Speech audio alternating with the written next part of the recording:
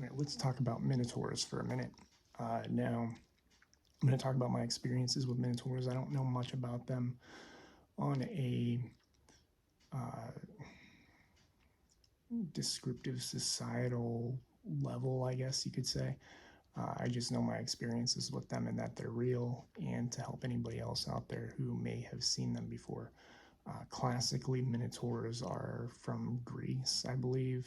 There's the whole labyrinth story, where there's, I forget the heroes, but, and I used to be good at mythology. It's like I started doing this stuff in my 20s and loved mythology, and then all of a sudden it just doesn't stick anymore. Just in one ear out the other, even though I love the storytelling. The so there was the idea of the labyrinth, and people would go in and have to get through the labyrinth, but you'd have to get past the Minotaur. Was the major story. They're these bull-like beings with, humanoid bulls that are enormous, strong, powerful warrior, usually portrayed as aggressive and warlike. Not entirely the case from my experience. So when I was younger, the Narnia books always resonated with me. Even I know there's a lot of symbolism from Christian Christian dogma and that sort of thing through those books, but a lot of the things the writer used, a lot of the tactics they used to tell those stories, even though they are symbolic of the Christian storyline, they used things that I don't realize they were actually channeling in a way, and which makes it fascinating because you have this here on one hand, you have this religion who is extremely against fairies and these other beings that are out there and demonizes everything. And then you have these writers who write these allegories. That's the word I was looking for. Who writes these out? They write these allegories about the Christian story, but they use elements and tactics in those stories that are consciously accurate things. Like telling a Christian story, but then using fairies to tell the story. It's like, well, fairies are actually real, type of thing. Minotaurs are real. Narnia, I loved those books, and I don't remember when the first movie came out. For some reason, I want to say like 2003. I was older. I was either in high school or college, and the first movie resonated a lot.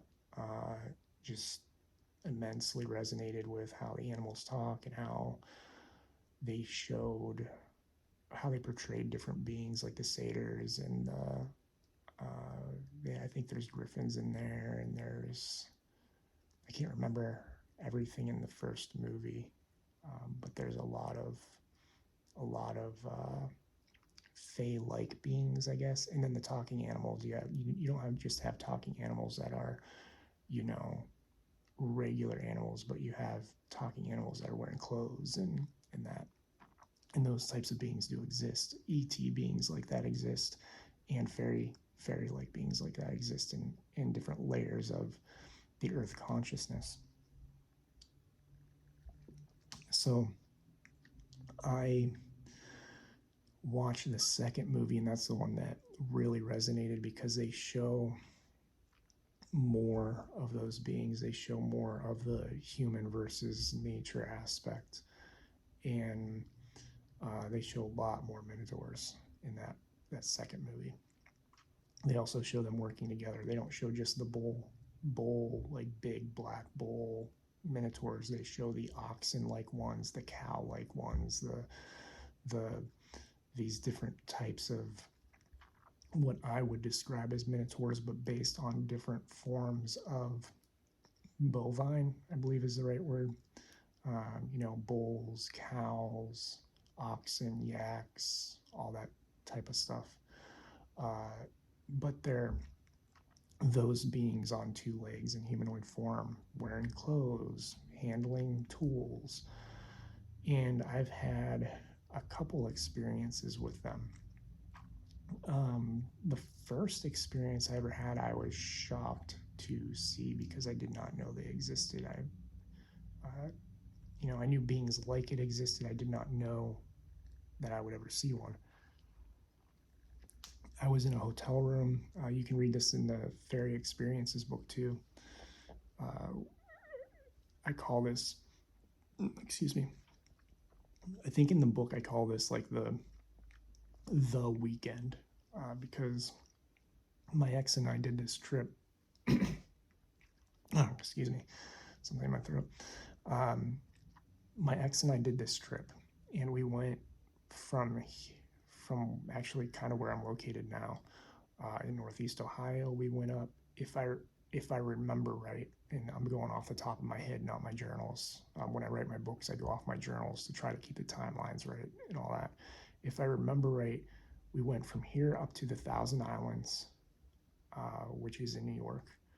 First we went to Niagara Falls, and then we went up to the Thousand Islands, which is in New York, and then we did this thing where we came back down from there and went through Central PA, Elk State Forest, and kind of zoomed back up and up to the house.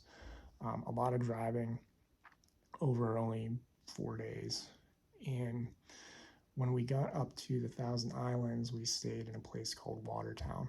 In Watertown, uh, it was always funny because my friends and I had been through there before, and it's named Watertown, but anytime we had gone, we never saw water.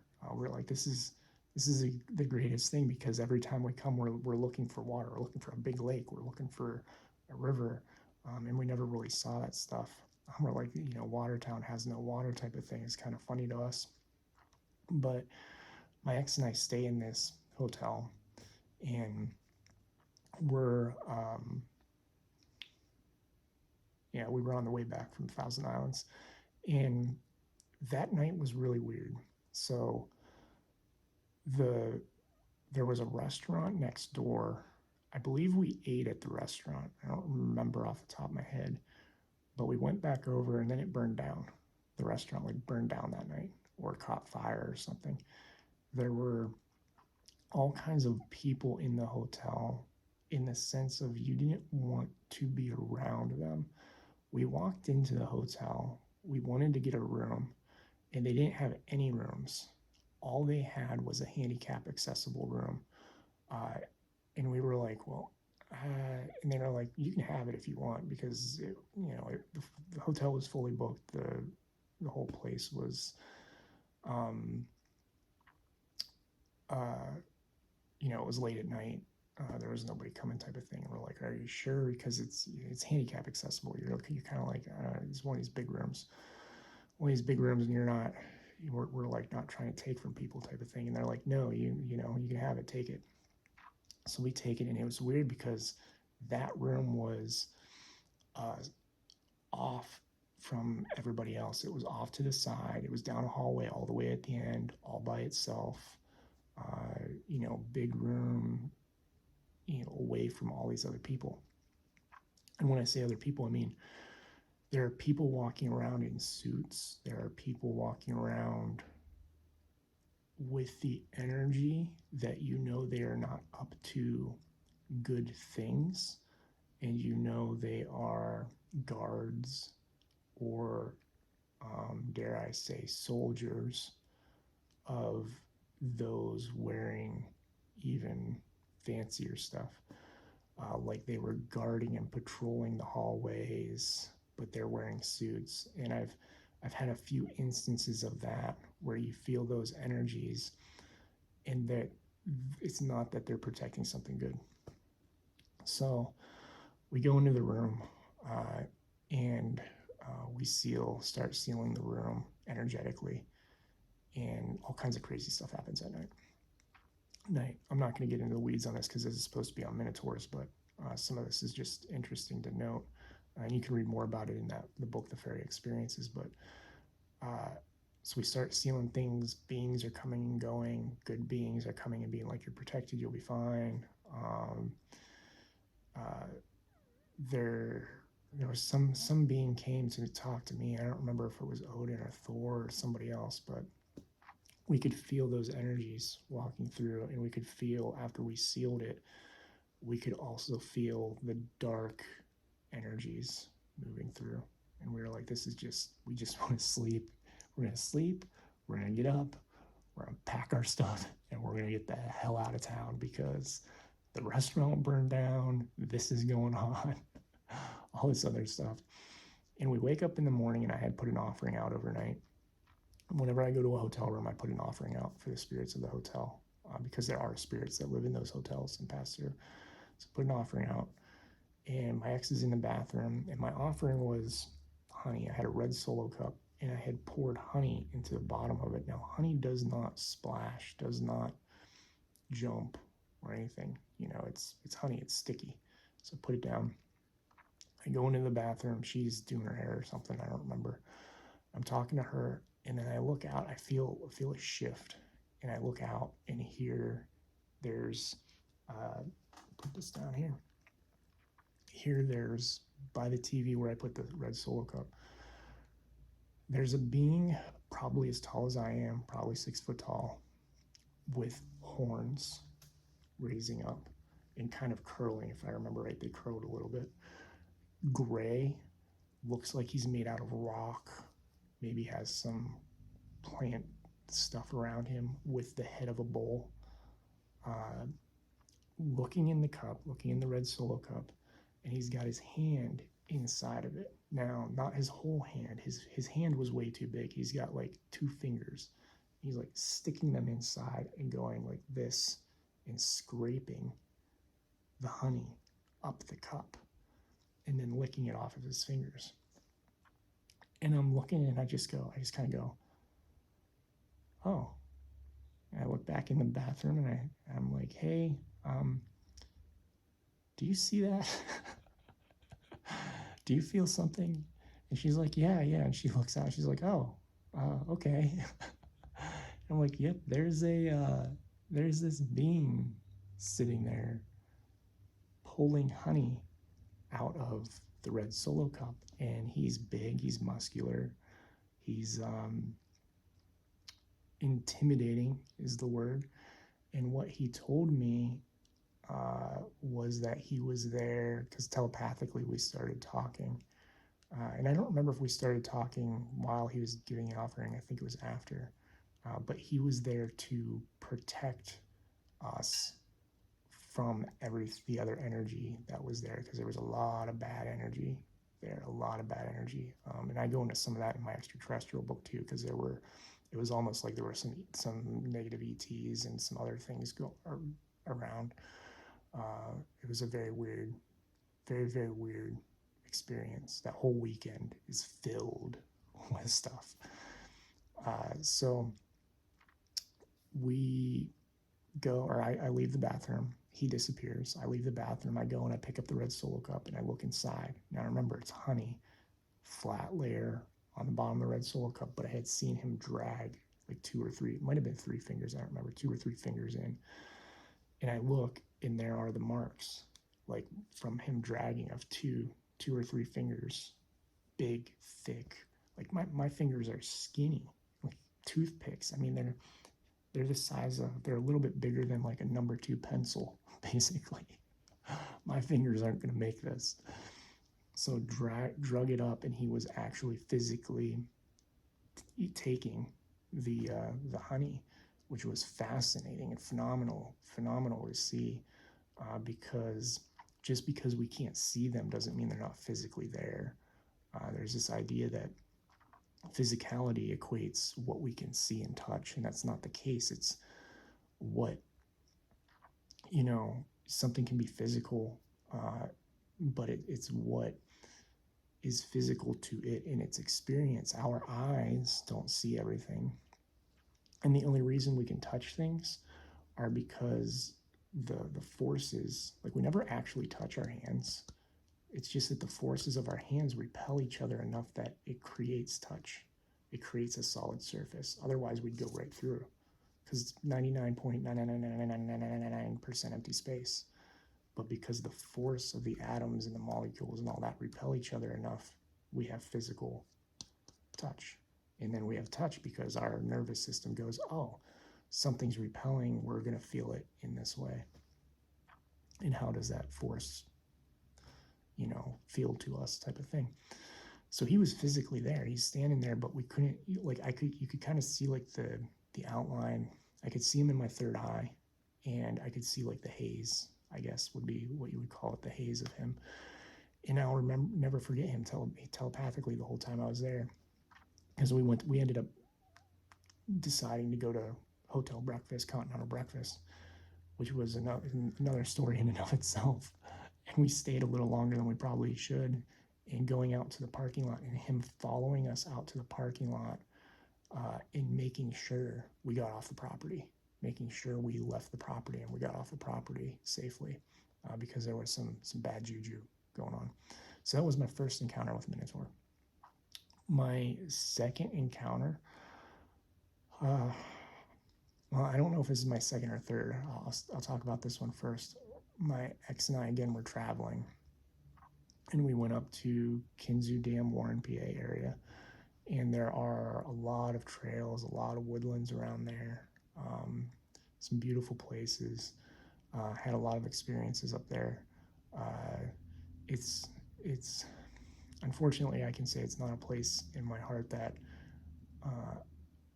I will necessarily go back to, because those experiences are not necessarily of the best. There's oil up there. There's a lot of deforestation. There's a lot of unhappy stuff going on. And so the Kinzu Dam, or that area, we go up there, and there's these trails, these parks, and we pull off. We find this not necessarily a super public trail. Usually public trails on the East Coast. I don't know about the West Coast, but as much. But on the East Coast of the U.S., there's not a lot of public land. It's all private or turned into parks. And in order to get into the parks, you have to pull off to a paved parking lot with pavilions and a restroom and all this stuff. This was a trail that was kind of less used. I always try to find the less used trails, the ones people will kind of tend to stay away from, because there's more privacy and usually more respect for nature. And so we went and we found one, and we get out, and it's just a 2-3 car probably parking lot, high grass trail, not a lot of traffic. And we start walking, and I feel, don't come this way.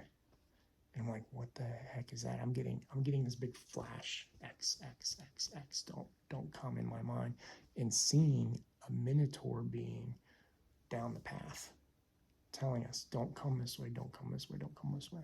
And then my ex starts getting that feeling too.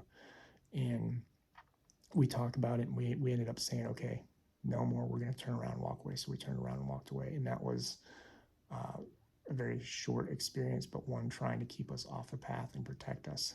Years later, I found out why, putting pieces together. There's areas up there that have a lot of beings and a lot of stuff going on, but again, not necessarily of the highest good. And they're places that I just decided, last year I had some issues, and I just decided, I'm not going back, I'm going to stay away, type of thing. So if you ever get those warnings, if you ever have beings come to you and tell you, do not come this way, they're telling you that for your safety. It's not a test. It's not a will you persevere and just do what you want. It's no, they're telling you don't come this way for a reason, usually energetic reason. It's not the first or last time that I've been told, turn around, there's something back there, do not go there, move somewhere else, go hike somewhere else, turn around, go back, leave. The the guardian, I'll call them, the words coming into my mind are the guardians of benevolence will protect you if you listen. And Minotaurs are one of them. And so, in another example where I talked a little more to this Minotaur briefly, not a lot, but I saw him. I camped near where I'm at now, but this is 15 years ago, at least 10 years ago, probably more like 10 years ago. And I was living in this area before I moved out to PA and left for about 8-9 years.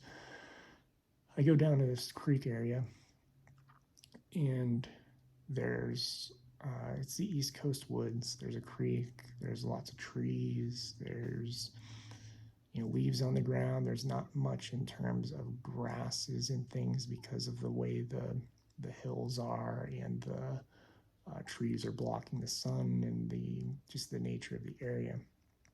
But you go to this park, you can rent a campsite. Some of the parks up by Erie, you can rent campsites at, and there's only 1 or 2 in the park. You have to rent them, reserve them, and then you're the only person in that park for, I mean, I'm talking like you could have hundreds of acres and be the only person in the center of that park, type of thing. It's one way to get into nature on the East Coast, because there's, like I said, there's not a lot of dispersed camping. There's not a lot of public land. There's no public land that I know of, actually. Finding public land is a very, very difficult thing to do out here, because it was all taken over by the colonies and developed, and people bought it all. So you have to find campsites. You can't just pull over and camp anywhere, because people will come out of their house with a shotgun in the middle of the country and tell you to get off their land.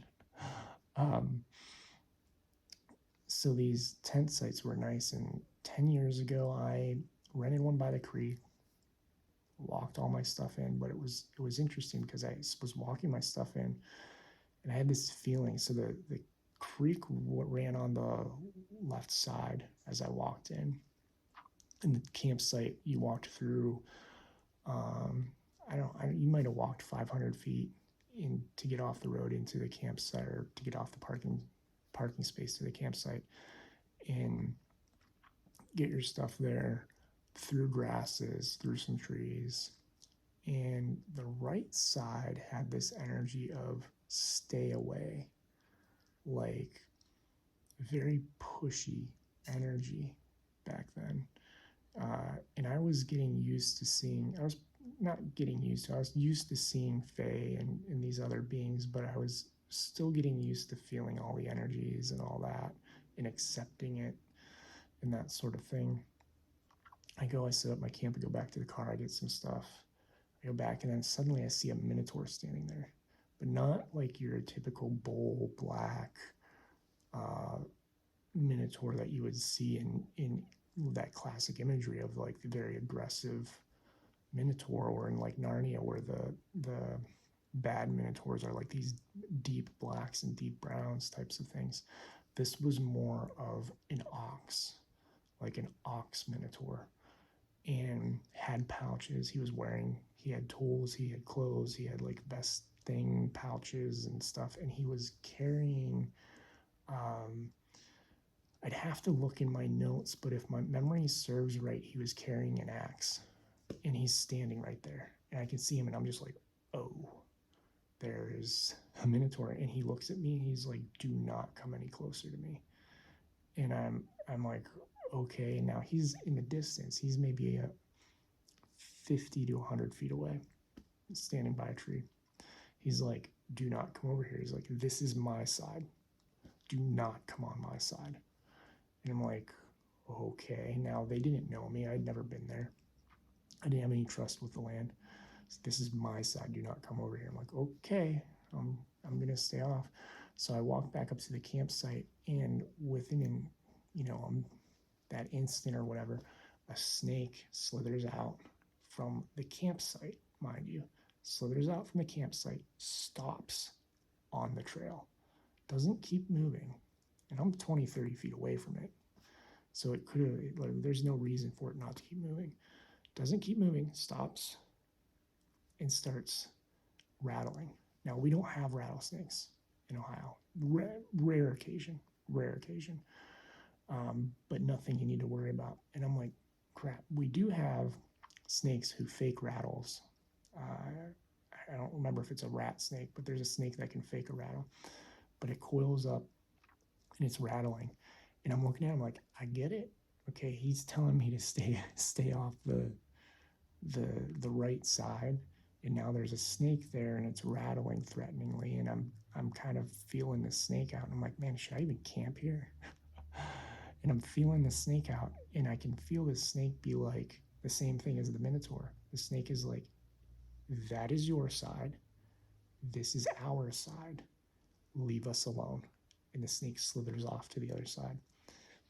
No issues. The snake never came back. I had a fire that night. I wasn't cold camping at the time. The snake never came back. Minotaur stayed off on his side. I'd look over every once in a while and I would see him over there and feel him over there. I stayed on my side, camped. I had an interesting experience with a bunch of gnomes piling on top of each other to see inside my tent, like stacking themselves like a leaning Tower of Pisa, waving back and forth outside the tent. I woke up to them doing that and looking in, going, "What is it? What's in there? What's inside? What's he doing? Oh, it's a human. What's going on?" that type of thing. But no issues as long as I respected the space, and it was very clear I needed to respect the space. So Minotaurs are real, and in a lot of cases they are protectors. Guardians of benevolence is the words my guides used earlier. Guardians of benevolence.